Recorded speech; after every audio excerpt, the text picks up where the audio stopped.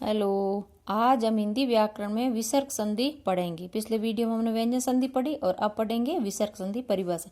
यदि विसर्ग के बाद स्वर या व्यंजन आ जाए तो विसर्ग के उच्चारण और लेखन में जो परिवर्तन होता है उसे विसर्ग संधि कहते हैं। विसर्ग के बाद स्वर या व्यंजन आ जाए तो विसर्ग के उच्चारण और लेखन में जो परिवर्तन होता है उसे विसर्ग संधि कहते हैं। देखो शॉर्ट में याद रखना है तो विसर्ग प्लस स्वर या व्यंजन हो तो विसर्ग संधि। कुछ उदाहरण देखते हैं। तप विसर्ग प्लस वन, विसर्ग का ओ हो जाएगा तो क्या बन जाएगा तपोवन। आशी विसर्ग प्लस वाद, विसर्ग का रे हो जाएगा तो आशीर्वाद। मन विसर्ग प्लस अभिलाषा, विसर्ग का ओ हो जाएगा तो मनोअभिलाषा। विसर्ग संधि के तीन प्रकार। पहला है उत्व विसर्ग संधि। यदि विसर्ग से पहले ए आ हो या विसर्ग के बाद कोई घोष वर्ण आ जाए तो विसर्ग का ओ हो जाता है।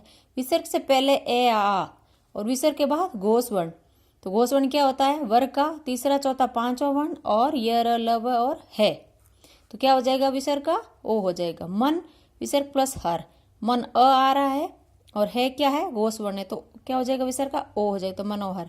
मन विसर्ग प्लस विज्ञान मनोविज्ञान, मन विसर्ग प्लस रथ मनोरथ, मन विसर्ग प्लस मालिन्य ये इंपॉर्टेंट है मनोमालिन्य। पय विसर्ग प्लस जय पयोज। दूसरी है ऋतु विसर्ग संधि। यदि विसर्ग से पहले ए या आ को छोड़कर अन्य स्वर हो और विसर्ग के बाद कोई घोष वर्ण आ जाए तो विसर्ग का रे हो जाता है। देखो उत्व संधि में क्या था ए आ हो, इसमें क्या ए आ को छोड़कर अन्य स्वर हो और विसर्ग के बाद घोष वर्ण हो तो क्या हो जाएगा विसर्ग का रे हो जाएगा। जैसे आयु विसर्ग प्लस विज्ञान, आयु यू क्या ऊ आ रहा है और बाद में क्या है घोष वर्ण आ रहा तो विसर्ग का रे हो जाएगा आयुर्विज्ञान। आयु विसर्ग प्लस वेद आयुर्वेद।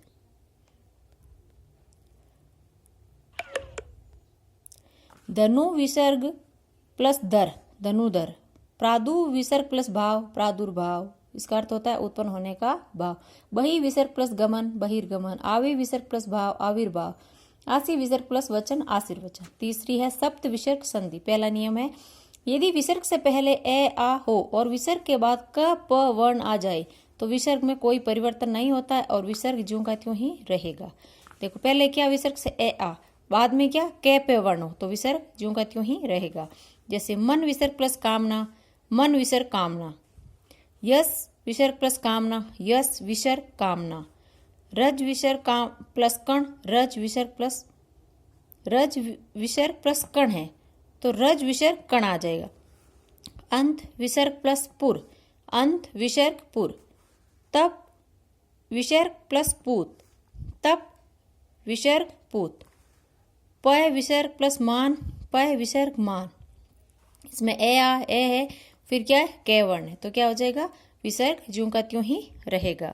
इसमें भी कुछ अपवाद होते हैं जैसे एक पर दो कर दो कृत चार पत्ती चार कार, इन पर होती है अपवाद की मार। ये लाइन याद रखो तो इसके विसर्ग संधि के लगभग अपवाद क्लियर हो जाते हैं। एक पर विसर्ग प्लस पर प्रश पर। दो कर श्रेय विसर्ग प्लस कर श्रेय कर। भाव विसर्ग प्लस कर भास्कर। दो कृत पूर्व विसर्ग प्लस कृत पुष्कृत। तिर विसर्ग प्लस कृत त्रिष्कृत। चार पति भाव विसर्ग प्लस पति भाष्पति। व्रह विसर्ग प्लस पति वृषपति। वाच विसर्ग प्लस पति वाचपति। वन विसर्ग प्लस पति वनस्पति। फिर है चार कार नमः विसर्ग प्लस कार नमस्कार। पूर्व विसर्ग प्लस कार पुरस्कार। तिर विसर्ग प्लस कार त्रिष्कार। सर विसर्ग प्लस कार शरोकार। ये थे अपवाद। अब दूसरा नियम है यदि विसर्ग से पहले ई या ऊ हो तो विसर्ग के बाद क प म व वर्ण आ जाए तो विसर्ग का मूर्धन्य श हो जाता है। विसर्ग से पहले ई या ऊ और विसर्ग के बाद क प म वर्ण आ जाए तो विसर्ग का श मूर्धन्य श हो जाता है। जैसे आवी विसर्ग प्लस कार। विसर्ग से पहले क्या है ई है और बाद में क्या है क वर्ण है तो क्या हो जाएगा श हो जाए आविष्कार। बहि विसर्ग प्लस कार बहिष्कार। परि विसर्ग प्लस कार परिष्कार, ये क्या है अपवाद है इसमें। चतु विसर्ग प्लस कोण चतुष्कोण। चतु विसर्ग प्लस पद चतुष्पद। आयु विसर्ग प्लस मान आयुष्मान।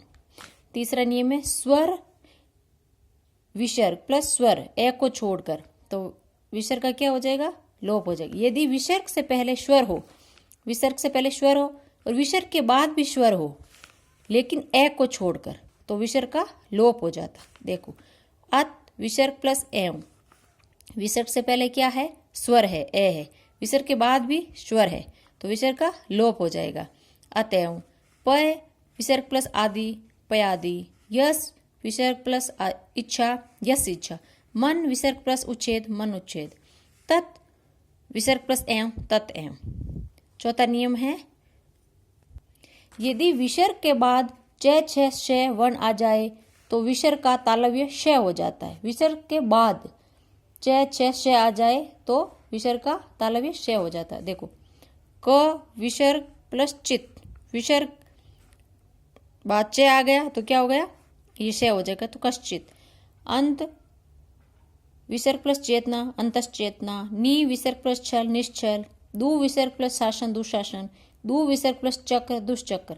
नी विसर्ग प्लस श्वास, निश्वास। फिर पांचवा नियम है, यदि विसर्ग के बाद ट ठ श वर्ण आ जाए तो विसर्ग का मूर्धन्य श हो जाता है। विसर्ग के बाद ट ठ श आ जाए तो विसर्ग का श हो जाए। जैसे धनु विसर्ग प्लस टंकार, विसर्ग के बाद ट आ रहा तो क्या हो जाएगा? ये वाला श हो जाएगा, तो धनुष टंकार। चतु विसर्ग प्लस टीका, चतुष्टिका। चतु विसर्ग प्लस षष्ठी, चतुष्षष्ठी। छठा नियम है, यदि विसर्ग के बाद त थ श वर्ण आ जाए तो विसर्ग का दंत्य श हो जाता है। विसर्ग के बाद त थ श आ जाए तो विसर्ग का दंत्य स हो जाता है। जैसे नमः विसर्ग प्लस ते, नमस्ते। क्या था उसमें? विसर्ग के बाद त थ आ जाए तो क्या हो जाएगा? विसर्ग का श हो जाएगा। बही विसर्ग प्लस थल, इसमें थे आ गया तो क्या हो जाएगा? बहिस्थल। प्रातः विसर्ग प्लस स्मरण, प्रातः स्मरण। नी विसर्ग प्लस तेज, निस्तेज। सातवां नियम है, यदि नी या दू के बाद रे वर्ण आ जाए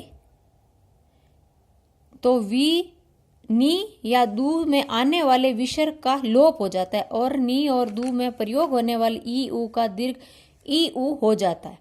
यदि नी या दू के बाद रे वर्ण आ जाए तो नी और दू में आने वाले विसर्ग का लोप हो जाता है। इसमें आने वाले विसर्ग का लोप हो जाएगा और नी और दू दीर्घ हो जाएगा। जैसे नी विसर्ग प्लस रस, रे आ गया तो ये नी है तो दीर्घ हो जाएगा, तो क्या हो जाएगा? नीरस। नी प्लस रंध्र, निरंध्र। नी प्लस रव, नीरव। ये दू है, दू के बाद रे आ रहा है तो क्या आ जाएगा? विसर्ग का लोप हो जाएगा और दू क्या हो जाएगा? बड़ा हो जाएगा, दुराज। नी प्लस रज, नीरज। इसमें भी ये नीरज अपवाद है। दू विसर्ग प्लस रम्य, दुरम्य। ये थी विसर्ग संधि।